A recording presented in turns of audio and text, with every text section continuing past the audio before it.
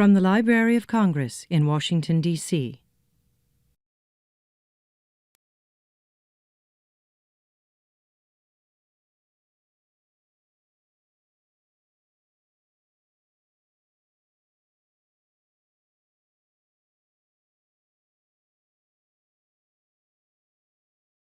Welcome to today's program. I'm Catalina Gomez, a reference librarian in the Hispanic Reading Room here at the library. It's my pleasure to introduce today's event and to welcome you to the Library of Congress on behalf of the Library of Congress Hispanic Division. And we are delighted to collaborate with the Embassy of Colombia. We love collaborating with the embassy. And today we are going to feature Claudia Isabel Navas, an art historian from Colombia, who will be talking about Francisco de Miranda. Before we start, though, I would like to just make a few announcements and also to tell you a little bit about the Hispanic Reading Room. So I don't know if any of you know that there is a reading room in the library devoted to Hispanic collections, also Luso Hispanic, because we include Portugal and Brazil. And we are located on the second floor of this building. And basically what we are, the history of our division, we are the primary access point for research related to the Caribbean, Latin America, Spain, and Portugal, and also Latinos in the United States. So I hope you all visit us. We're open from Mondays to Fridays from 8:30 to 5.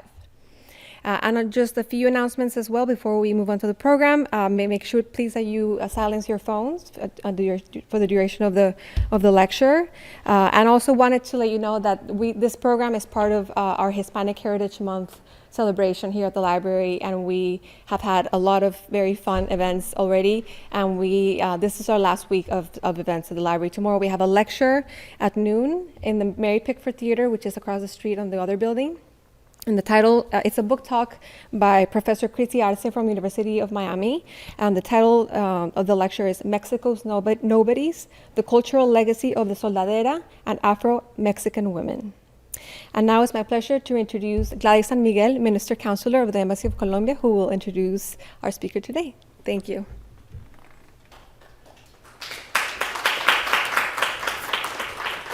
Well, hello everyone. On behalf of the Embassy of Colombia, I would like to thank the Library of Congress for this beautiful partnership to celebrate the Hispanic Month. And it is my pleasure to announce a great Colombian. It is an honor because she has been working to leave the name of our country, our history in our culture, not only in the U.S., but also in Europe. She studied she has a master's degree in museum studies from the Museum of the Historia Naturale in Paris, art history degree in École du Louvre. The School of Art and Institute of Chicago gave her a scholarship which allowed her to continue her art history studies. And what is beautiful about her presentation today is that she began her career 20 years ago here in Washington, D.C. She began with a artwork and with videos about our history and how rich is Colombia in art and culture and biodiversity. During these 20 years, she went to Europe and she continued her studies, and she has been working with the mayors of Paris and the Ministry of Defense on Paris to talk about our independence and how these great Latin Americans, as Francisco Miranda, contributed to the dream of freedom. She is talking today about a person that not everybody knows how special he is. He is Francisco Miranda, the only human being to fought in 3 different independence wars. He fought with the United States along the French and the Spanish army against the British. Then he fought as a general in the French Revolution, the only Latin American to accomplish the degree of general. And then he came to America to fight for the dream of freedom. But I won't say any more. I would just leave this great Colombia. Thank you, Library of Congress, for opening this space for our country. And thank you, Claudia, for leaving the name of Colombia in the the highest remarks. Thank you. You're a true Colombian, a great Colombian.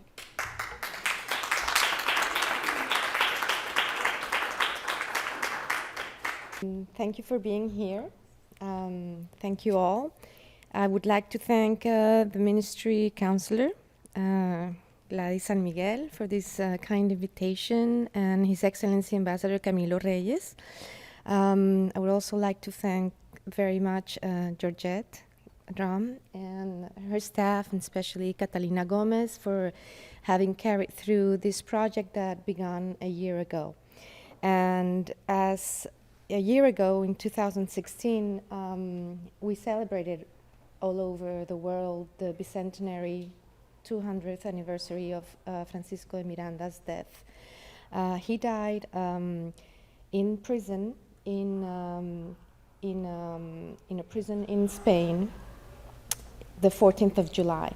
As you all may know, the 14th of July is the day of the Bastille, which is actually right now passing. So most biographers of Francisco de Miranda said he had the elegance, the revolutionary elegance of dying, passing away at 14th of July.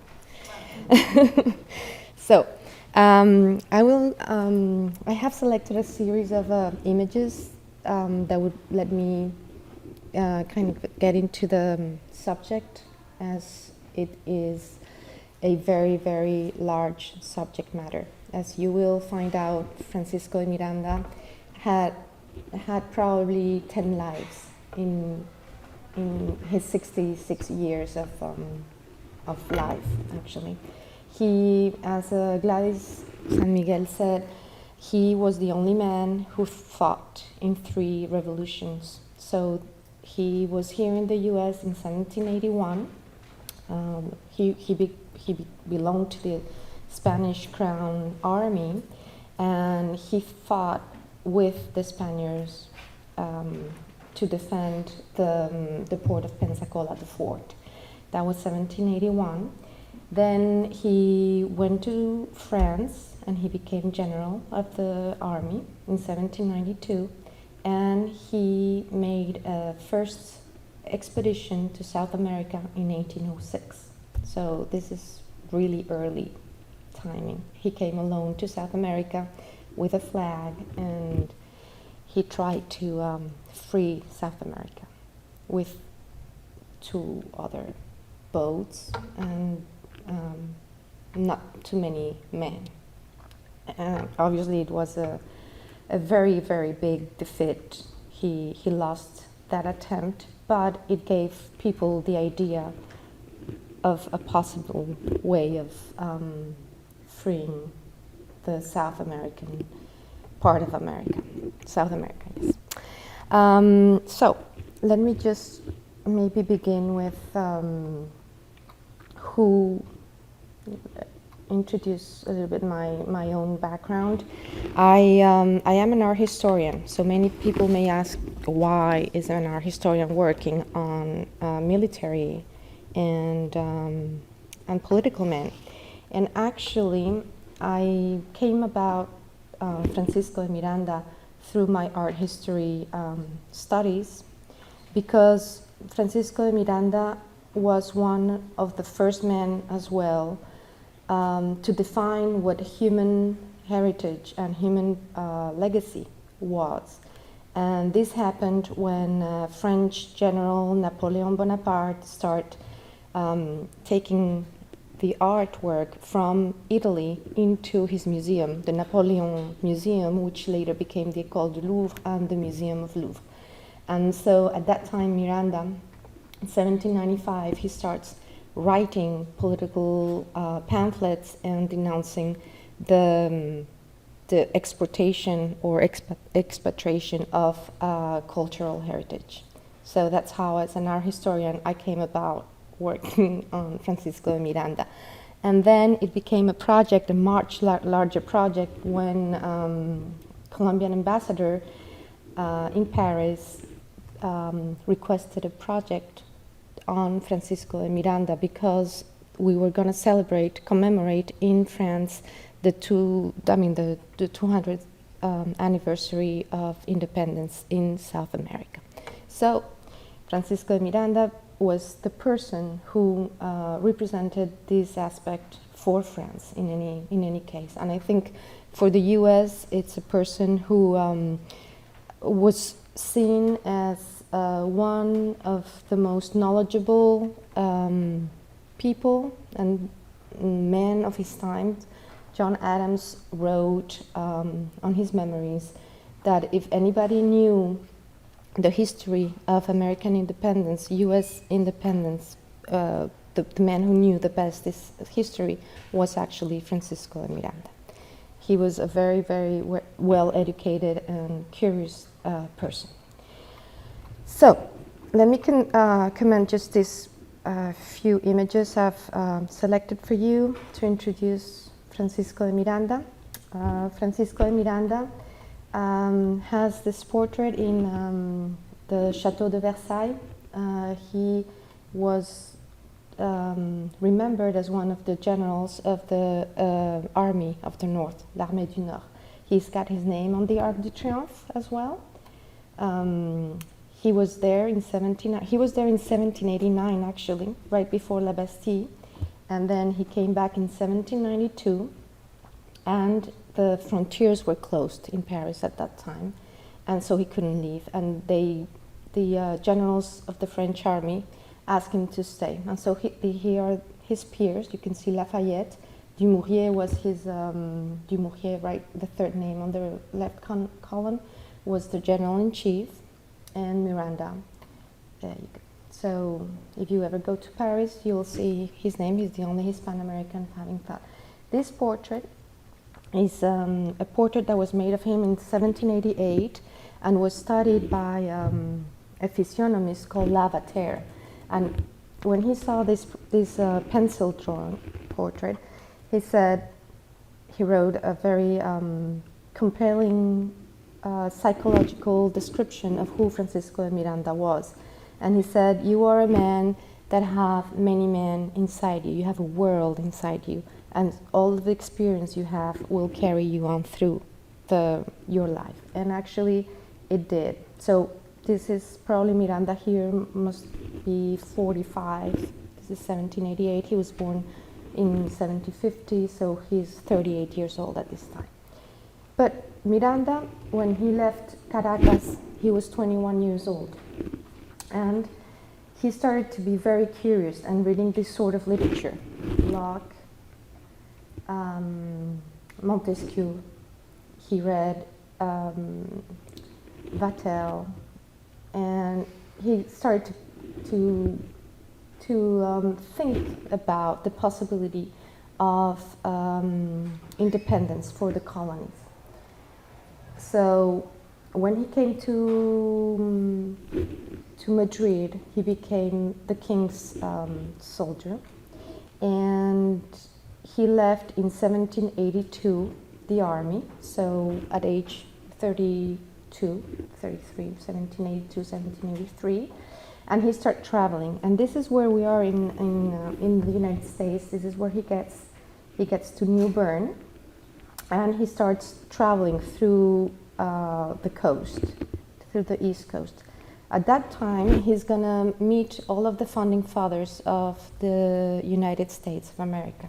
And he's going to start writing a project for South American colonies, thinking that if the British colonies have been able to emancipate themselves and rule themselves, so could the Spanish colonies in America do. So he then moved to Europe, where he gets into the whole movement of the French Revolution. And here he thinks that if I like this portrait because we could see Miranda, this is him. Right here, you could see in the background, you can actually see in the background South America. Right here, I'm sorry, I can't.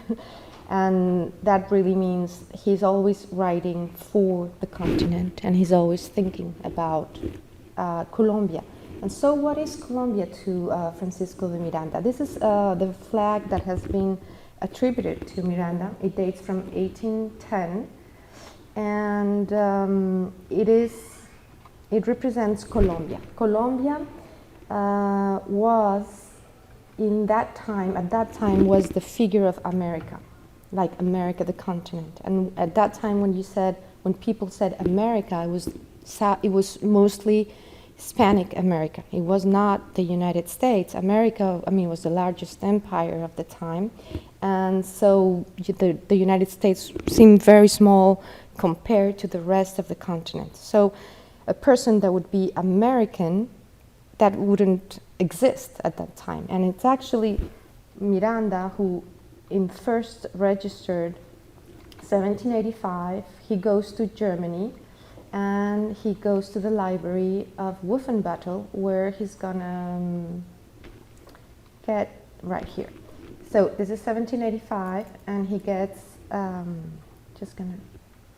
he gets this registered, right? You see the date, and then we can see his name right here, Colonel Francisco de Miranda, and they had to write where they came from. And so we see he writes America. So this is pretty interesting because it dates 1785. This means Miranda is already thinking of himself not as a Spanish subject, because people who were born in South America, the colonies, were Spanish subjects, but he thought of himself as an Americano. I am an American. And William Smith, right here, he writes North America. And William Smith, he is the son-in-law, the in-law of John Adams. And William Smith is going to be the friend of Francisco de Miranda. They're going to travel together for 4 years. They're going to visit most of the courts of Europe, most of the collections, scientific collections, arts collections. They're going to study all the military strategies of the greatest rulers of Europe, including the Tsarina, Catherine the Great. And they're going to have this friendship that's going to last for a long, long time. So we're going to see later on, when I get into the project, how Miranda is related to Smith. But I wanted just to point out, in this introductory phase, how important it is to be able to call oneself as something. And he defines himself before the hour, 10 years before, even 12 years before the actual independence of this continent in South America. He defines himself as an American, which is pretty interesting as a concept of identity, like how he starts to define this whole issue. And so I put a picture of Jefferson, who he also met. He was the ambassador of the United States in France at the time where he lived. And Francisco de Miranda in the army, the army costume of the French people. And he was called Général des Armées de la République. And he was called at the time François de Miranda. Not Francisco de Miranda, not François. So, just wanted to get you a little bit into the scope of what his life was. And I imagine you've already been sensing how deep or profound his existence was, and how interesting for a country like Colombia that can be, because he's also the first one who will call himself Colombiano. So not only would he use the name to define America, Colombia, or he would define himself as an Americano, coming from America, but he will use the gentilicio Colombiano, the adjective of Colombiano. So here's the first document that he's going to post in the church, in the cathedral of Coro, in his adventure of 1806, when he tried to come and liberate by himself the continent. He arrives, he puts in the flag that he's imagined, so a flag for this country that he's created in his mind, and he claims himself to be the Comandante General del Ejército Colombiano, the chief commandant or chief general of the Colombian army. And he's talking to the people, los pueblos habitantes del continente Américo Colombiano. It is really interesting because nobody has defined it. I mean, these are still Spanish Empire. These are still these territories are part of the Spanish Empire. And nobody has claimed to be an independent nation. Nobody has even claimed they can even be called Colombiano or Colombo Americano. So it is a pure invention of Francisco de Miranda. Francisco de Miranda, it is a very interesting person because he created this imaginary land, this imaginary constitution. He is the first person to write a constitution or a constitution for a government of transition between the monarchy and whatever government is meant to follow. And of course, the type of government that Miranda is thinking of is very much like the ones that he's helped to put in place. So that is the Republic of the United States and the Republic of France. And he, based on his personal life experience, is gonna start to create, he's gonna start creating a constitution and some laws for this immense territory that was America and a continente Colombo Americano. I sometimes wonder where the word Colombia came, and I think that Colombia was a term that he heard here in the United States when he comes to New York. Colombia was the image of America, and it was an Indian woman. That was the iconography, like Asia or Africa or Europe. Even each kingdom in Europe has their own imagery and iconography. And so, for instance, King's College in New York became Columbia University. And the district of Washington is Columbia. And we have all about Colombia. So Miranda must have been very much influenced, because if we see the flag, we see that America and Colombia is represented as a Native American woman, which was actually the iconography that went along with Colombia.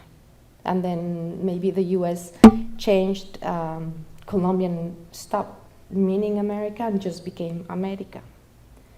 So there's been several transitions between that word. The fact of the matter is that we in Colombia are called Colombianos. And that was something that Miranda very much defended. Miranda said in his constitution of 1800, said the people living in Colombia should be called Colombianos and not Colombinos, because Colombianos is much more elegant and it sounds prettier. So this is how Francisco de Miranda works. He's a diplomat, because obviously he's gonna meet most of the rulers of the late 18th century. He's gonna meet everyone. He's gonna read every book, every single book he can get. He's gonna visit every single library he can visit. Scientific collections, private collections, art collections. He's the one of the most knowledgeable persons of his time. He knows about law, and that's going to cause him a lot of problems. But aside of that, aside of all this knowledge he's got the wisdom, and then he's got the power of create and imagine. And all what he imagined was then carried on by younger people like Bolivar and O'Higgins and peers like San Martin. But above all, he's got the power of imagining a new nation. So, back to the project. This was the project that we created in 2010, and it was shown at UNESCO in 2012 at the Maison de l'Amérique latine, and we've traveled with the exhibition throughout these cities of the world. It was a project that had many, many partnerships, Colombian government, Venezuelan government, French government, and Spanish government. So that's very interesting because it allows us to talk of a very singular period of our history through one person. And I just wrote a quote that I saw in the building in one of the beautiful mosaics that are upstairs, and it says, "The history of the world is the biography of great men." And I think that's quite interesting when we're talking about Miranda, because his memories are kept in the Archivo General de la Nación in Caracas, because that was his will. Caracas was the city where he was born, and although his homeland for him was America, was Colombia, the big Colombia was his project. But Caracas is his homeland, where he was born, and he, in his testament, in his will, he lends the memories that he had. 63 volumes that were kept for 100 years away from public eye, because it contained so much confidential and high-level information that none of it could ever been seen to the public eye. And so we had access to that, those memories in 1927, and they're now online. They're digital tools, and we've done with his memories a project that you can download from internet and that you can visit and discover the life of this great man who was Miranda and his time. So we've divided. I always speak in a plural because this project was made with the help of a highly scientific committee from Germany, France, Colombia, Mexico, and Spain, and Venezuela. So all of the content of the internet and the content of the different panels that we show, different exhibitions, are all written. It's a collective work. So what I wanted to show you in particular was a little bit how he came to arrive to the United States, which is actually the core of our talk today, was Francisco de Miranda and the United States. And Miranda left Caracas in 1771. This is all you can find in internet if you want to read carefully and learn more about his life. But he arrived to Cadiz, where he's gonna end up living in this house that is Las Cuatro Torres. He's a young man, he's 21 years old. And what is very interesting about this name as well is that it's the name of the prison where he's going to die. He's going to die in El Arsenal de las Cuatro Torres, 10 kilometers away from Cadiz. So he arrives in Cadiz and he comes back at age 62 to die there. So I thought it would be nice to mention those kind of. This is the army that he's gonna join, is the army of the princes. And so at that time he's really looking to serve the king, the Spanish king, and he will then be promoted as colonel. He went to Melilla in Marruecos, where he defended the fort of Melilla. I just want to show this fort that he was a great drawer, so he would draw perfectly the forts, all the Spanish forts, and this is why his memories were kept for so long, because he had so much confidential information of Spanish forts and sites and military points. And this is just his drawings, and he would always have a map or a card with him to know where he was. He would always analyze the political, the economic situation, and so forth. So this is a drawing by Francisco de Miranda at age 28 of the fort that he helped to defend, Melilla. Then he's going to go to, this is what gets him into problems. That was the sort of literature I showed you before, and this is the first time he's going to be imprisoned because he was reading books that were forbidden by the Inquisition. So at that time, he really starts developing a very radical idea of what should be allowed and not allowed, and he starts thinking that the Inquisition is not something very fair, that it's a system of oppression, and that it's not a system that is helping people from the American continent to develop. I mean, he believes that ignorance is the worst enemy of a culture, unless you want to keep people under control. So this is the prison where he was first imprisoned in 1979, and then Colonel Juan Manuel Cajigal is the colonel who's going to take him, who becomes later the governor of Cuba, who's going to enroll him in his Batallón de Aragón. And that's where Miranda is going to get a lot of recognition in military-wise. He was the aide of Galvez, Bernardo de Galvez, who was the governor of Louisiana. And he speaks many languages. He speaks English, he speaks French, he speaks Spanish, he reads Greek and Latin. And he's better prepared than any other Spanish soldier. But he is a criollo. He was born in America. So that's a problematic issue for the hierarchy within the army. So the uncle of Bernardo de Galvez, who is José de Galvez, was the president of El Consejo de Indias,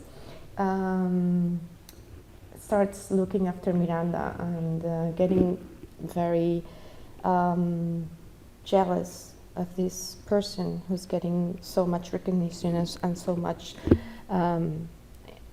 quote-unquote power. He's not a powerful man at that time. Miranda is not very powerful, so he just gets some merits, and he negotiates at Bahamas with the English, and he went to Providence and fought some great battles and brought a lot of drawings and military strategies, but he's a Caraqueño, or a Hispano-American.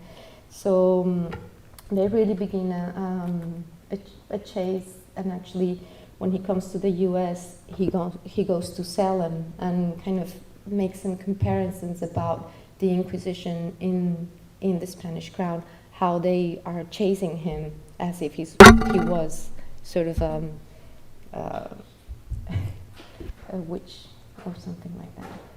So that's what happens. He gets all these accusations, of which he's gonna only be able to clean his name 10 years later, in 1793.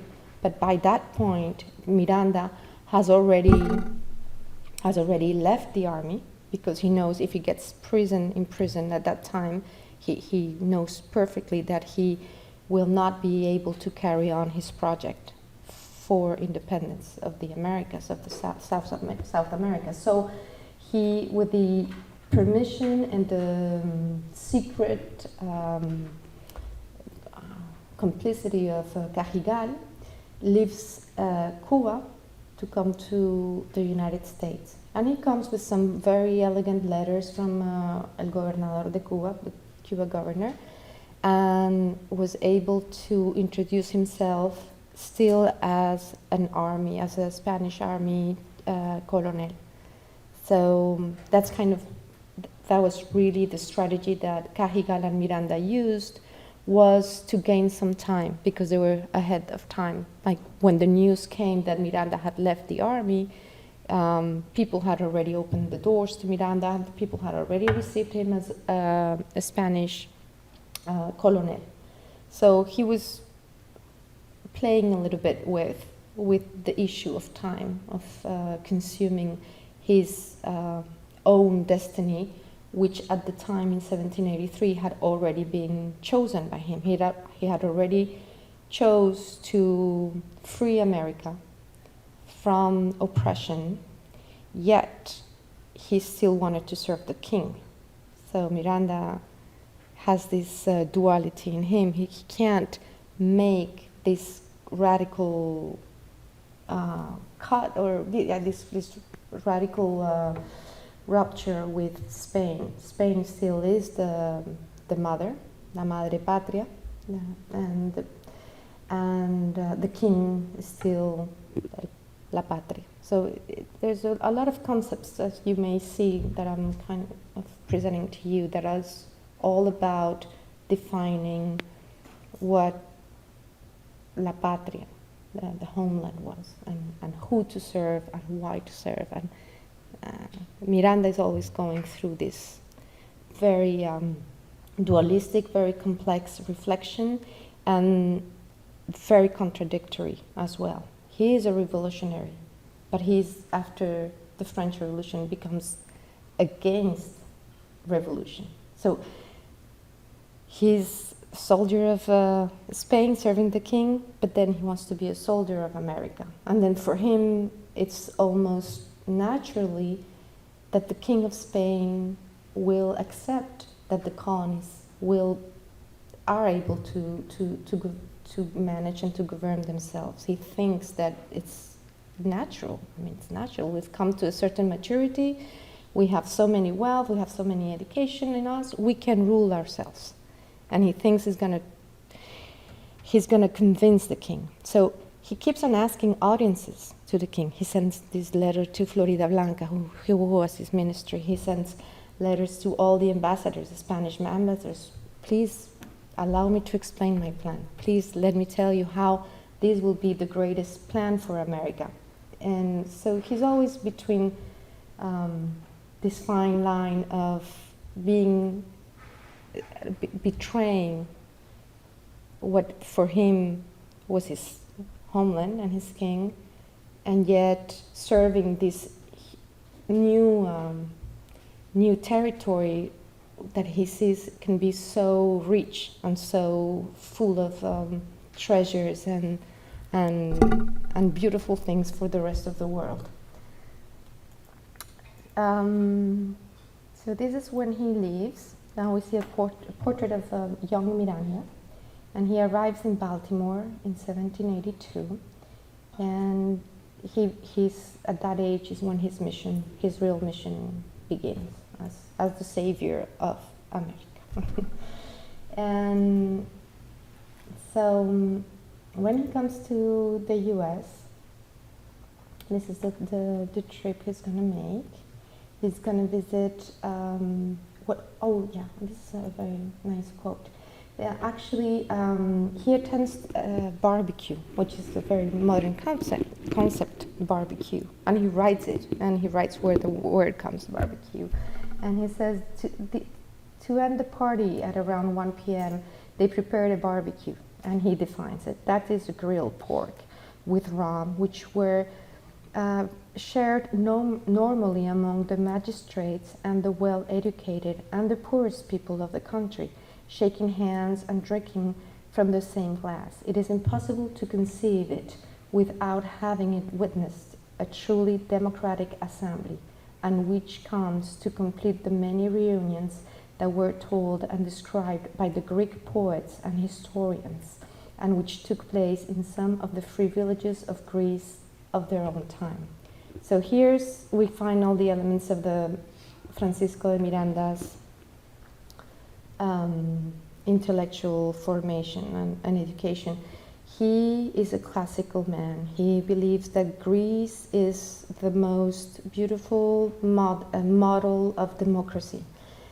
Greece is the only place where he's going to purchase a house. For him, democracy, it is the system to go for, and it is the system that could be put in place in South America. And what he witnesses here is something that he, later on in this quote, the same day, he's going to say, I will never be able to see these in South America because there's such a colonial hierarchy that it will be impossible to see the magistrate having coffee or drinking tea or wine with a peasant, or you know. So he's very compelled by the society, and he starts. Obviously, he visits the Congress in Philadelphia, and as I said, he went to New York, where he also admired Fort Clinton and where Washington led his battles. He met at that time George Washington, he met him, and he made a quote, which is a commentary, which is kind of interesting. He says, he complimented me much. His countenance is careful, rather silent, and not very expressive, although his kind manners make him a tolerable man. So, and that's the sort of comments. Every single person he met, he wrote something about him. I mean, he met everyone. I mean, he met Washington, Hamilton, Sam Adams, John Adams, Jefferson, Knox. He was friends with Knox, with Monroe. He was friends with, he traveled with Smith. He met the King of Prussia, William Pitt, the father and the young, all the ambassadors. And every time he will leave something about it, and he will note everything they talk about. When Catherine the Great took him through her collections of Raphael, she opened it just for him. And before he left Russia, she gave a dinner for him, and she gave him a passport. She said, here's your passport, go and travel through Scandinavia. He went and traveled from embassy to embassy, Russian embassy, otherwise the Spanish crown would have imprisoned him, because the Spanish crown was already knew that he had this project to liberate America. So he was very much protected. And in this program you will find 50 biographies of 50 the most important persons he met. But just to say so. It's a very nice educational tool, and all the libraries that he saw.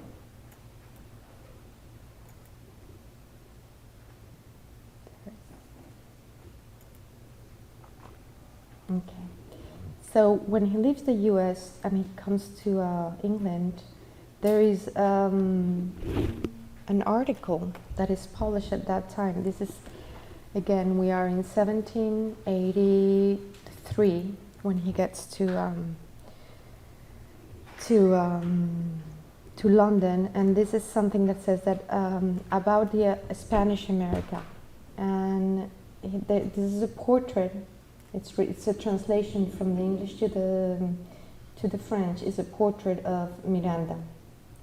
And it says already that there is one of the most cultivated men in London trying to negotiate to liberate the American, to the South American colonies. So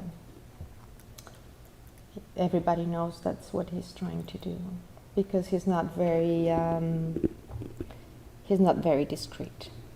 He's a person who arrives to the dinners and to all these great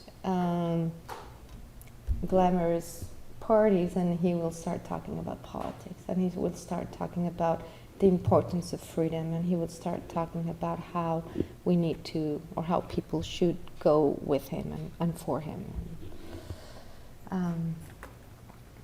So that's pretty much it. I mean, as far as the life of Miranda, you can find it all in this application, I'm just going to show the French Revolution is very, very, very dense because he obviously played a great role in France. He represented for 2 years the greatest general because he always stood up for freedom, and he will always say out loud the French hymn, which was the Jusqu'à la mort, c'est-à-dire until death, and that was what people believed at that time for freedom. And Miranda, in any society, whether it was the United States or the Spanish, there are some very compelling letters from his enemies, like people in the Spanish crown, like the ministries or the ambassadors who were looking after him, that would also define Miranda on the greatest terms. And they would say, it's too bad we lost him. It's too bad alone. And then they would say, just a man like him could go and start the movement. They knew it was kind of like a domino effect. And that's why Miranda, in spite of the protection that he had from Catherine the Great, that's why he joined the French Revolution, because he knew that if the French would come to the Iberian Peninsula, that then the colonies would be left on their own and they would have some space to start emancipating themselves. And that's actually what happens, and that's actually what he's going to write in his journal El Colombiano. El Colombiano, he's gonna tell, this is published in 1810, and he's gonna actually say all what's going on in Spain. And so here again, 1810, his journal is called El Colombiano. This journal was published thanks to the support of a very wealthy Spanish family, the Falguada, Urrutia, and they financed his publication, as well as his translation of the letters to the Americanos, Cartas a los Americanos, de Vizcarra y Guzman. He was a Peruvian Jesuit that Miranda will very much use as a means to trying to justify his actions. So he will always look into some writings or some authors prior to him in order to find some intellectual basis for his actions. So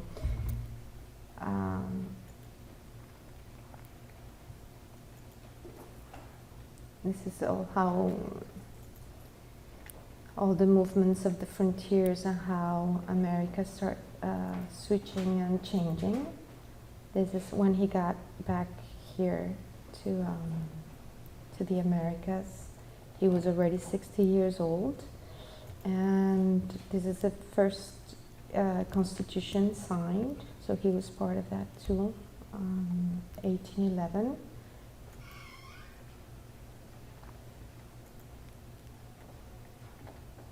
And this is when he's captured. So he was captured, and he writes his last writing is a compelling letter to the king again in 1813, asking him to comply with the capitulation that had been made, la capitulación de San Mateo, which was not respected, and he was yet imprisoned and sent to Yale without the right to defend himself. And so that's his last letter. His last document is in 1813. And this is the place where he This is the prison, la prisión de las Cuatro Torres, en el arsenal de la Carraca. And this is where he died. There we go.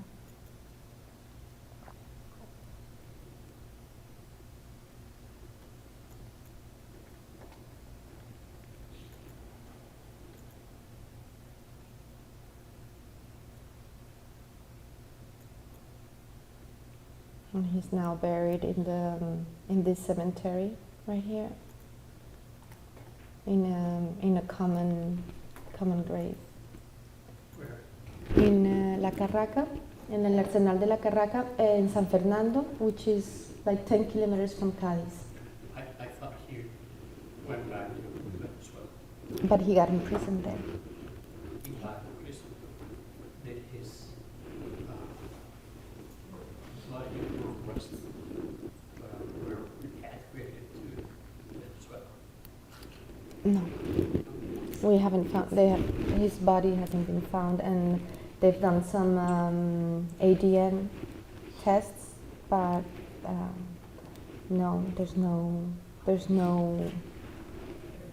trace of his remains. So he still is buried there, and his grave is empty. There's no grave of him in America. That's kind of ironic. It's very ironic that he's not. It is. It is. It is. But I mean, what happened was that he had his own grave in the cemetery of the Arsenal. But at some point in the middle 19th century, they had to relocate the cemetery, and they sent like a notice for the family to come and take the bodies or repatriate, but nobody answered for him. So all the bodies that were not reclaimed were put in a common grave. Nobody. Are there descendants? I think they are. Actually, he had two boys, Leandro and Francisco. Leandro died very young as a general as well. He's buried in Père Lachaise in France. And Francisco was the second one. He married to a Colombian woman, and he also died in the war, in the Independence War. Yeah.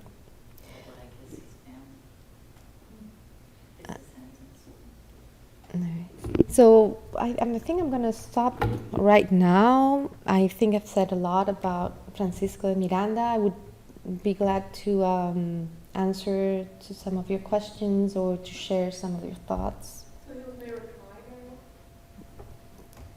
tried? I didn't hear, sorry. Was he ever tried? Trial? Like, did he go to trial? Yeah. After the San Mateo rendition? Just before he was put in prison. No. No, it was legally, it was a transgression of the rendition. It was absolutely a transgression, and he was a military of very high rank. He was treated as a criminal, as a street criminal. He was chained. He was left in the prison in Caracas with other criminals, and then he was sent to Puerto Rico. The governor of Puerto Rico admired Miranda, as I said. Even his enemies admired him. I mean, they respected him. They knew what kind of man he was, all the battles that he had been to. So he really advocated for a better treatment of General Miranda. That's why he asked the crown to send him to this arsenal. But the crown obviously found the tower. I don't know if you saw it. It's the tower. There's no possibility of escaping, or it's right here. You see, it's surrounded by water. So there was no way of escaping. And he writes in 1814, when Ferdinand VII comes back to the throne, he liberates all political prisoners except Miranda. And Miranda writes a letter again to the courts of Spain and said, listen, give me at least a chance to defend myself, because he was a very good lawyer. I mean, empirical lawyer, but a good lawyer. He had defended himself against the French Revolutionary Tribunal, and he had won. I mean, he had people in France had taken him out of the court, and he had said, vive le général Miranda, vive la République. So Miranda was a very good spokesman, and so he requested, and he knew he had the right, legally, a right to defend himself. And the courts answered to him saying that they had lost his expedient. I mean, and it was losing the expedient of Francisco de Miranda was very difficult, because it wasn't this thing. I mean, Francisco de Miranda had so many warnings to be arrested, and so many letters against him, that his expedient must have been one of the most fix of all. Yes. Yes, you have any comments or remarks you can help us know, give us about his relationship with Simón Bolívar, particularly when he was doing all these diplomatic missions, when he went to London, and because it's my knowledge that he was supported in a way by Simón Bolívar, but also he traveled with Andrés Bello to London. So if you perhaps have any Yes. comments? It's very interesting, because Miranda, after the French Revolution, I'm going to go back a little bit here. After the French Revolution, he went to England, because obviously, I mean, I say obviously because Napoleon Bonaparte didn't like to have any rivals around him. So obviously got excluded of the French army and the French government, and Miranda didn't see any fit for his plans with the French government, although he had fought for France and he believed it was his second homeland. He decides to go back to England because he knew William Pitt the Young. So he gets to London, and in London he's got a very good friend, which is Turnbull, and Turnbull is a banker. He's always going to finance Miranda. When Miranda is in this prison in El Arsenal de la Carraca, Turnbull is the person who's going to still believe in helping Miranda escape from the prison. I mean, he's 65 years old. So Turnbull, they had this plan, I don't know, they were going to escape through a window or I don't know. And Miranda died before the plan got to fit. But Turnbull helped Miranda go back and to England. And Miranda knows Ambassador Rufus King, who's the English ambassador in France. And so he goes back with great letters again. He always manages, even after revolutions, he always managed to get a good recommendation letter. And he goes back and sets a house with all his books. He's got more than 5,000 books, and opens his house to all Hispano-Americans, young Hispano-Americans who are looking to fight for independence of the colonies. And so there comes Simón Bolívar, Palacios, Sea, Francisco Antonio Sea, Pedro Fermín de Vargas, Bernardo Higgins. San Martin came when Miranda had already left with Bolívar, and Andrés Bello stays, Restrepo. I mean, there's all this young generation, you know, that come from South America, from the Americas, and even from Mexico, who stay with Miranda, in Miranda's house. And so, yeah, the relationship with Bolívar is very close. The father of Bolívar had called upon Miranda in 1797, and they were trying to make him work for this independence plan. So the Bolívar family and Miranda knew each other already, and that's how they came to work together. And yeah, Bolívar and O'Higgins are the biggest disciples of Miranda. During the French Revolution, who did he associate with? Okay. Miranda? Okay, he was in London in 1791 first. he met there a great man from France called Talleyrand, who was very, very wise and very tricky politician. And he told Miranda, he heard Miranda in one of these dinners, because Miranda had a very mundane life. He went to theaters and he went to dinners and he saw so many women and had such a social life, very, very eclectic social life. And Talleyrand heard him talk about his plans to emancipate America, and he said, you know what, you should go to Paris, because in Paris there are some plans. Talleyrand obviously knew everything that was going on in the clubs and during the revolutionary areas.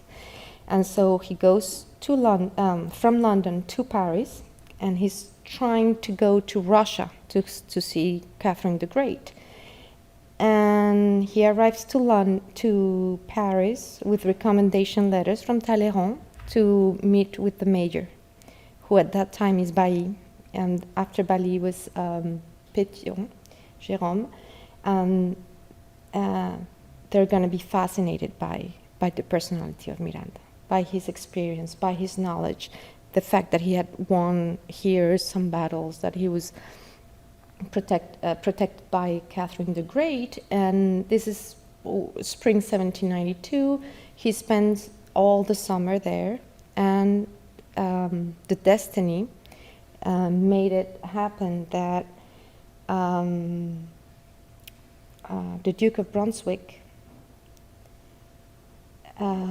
threats the French, and the French people react, and there is the famous speech of Danton, who's going to say, the army is the patrie est en danger, our patrie is in danger.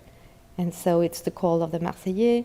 It's the moment where the king and the queen and the royal family is going to be imprisoned, and Miranda, all the frontiers are closed, and Miranda is there by a chance, by an accident of life, by his revolutionary life, destiny that he had inscribed in his... I understand that because Colombia, the origin, is coming from Christopher Columbus, Exactly, both in English and Spanish. exactly, absolutely. And this is why it's so interesting that Columbus Day, we're celebrating Columbus Day, and actually Miranda will admire very much Christopher Columbus, although he will criticize the law of conquest, the privilege of the right of conquest. So this is the ambivalence of Miranda. He will write so much based on the Le droit des gens de Vatel. He know that's his Bible. Vatel is his Bible. It's like he knows every single right of it, every single civilization to be or not to be conquest. And he will criticize the law of conquest, but he will admire Christopher Columbus, and he will never ever revoke him the fact of having created this America. It's very beautiful. In a way, it's again, it's part of his imaginary of trying to develop a new homeland, and it's also something that it's in the air, like everything in his life. Something that he will pick on, and then he will put onto paper. And as I said, Columbia was already used in New York to change the name of the King's College. So it's Columbia University. So Miranda might have just gotten inspired by it. Yes, Kathleen. Actually, related to the name Colombia, do you know why in South America it's with an O and here it's with a U? It became with an O, given that. No, I mean, That is Columbus. no, In English, it's Christopher Columbus. right. And in Spanish, it's Colón. Cristoforo Colombo. Colombo, yeah. And his original name, Mm-hmm. and he signs Cristoforo with an X, Colombo. Okay. And he puts a magic symbol here, Okay. which suggests that he was Jewish. Oh, that's interesting. But what it's particular about all of this is just that Christoph Columbus was also buried somewhere else and has also at that time had been somewhat forgotten. So yeah, you're welcome. Thank you. Thank you, Bridget. This has been a presentation of the Library of Congress. Visit us at loc.gov.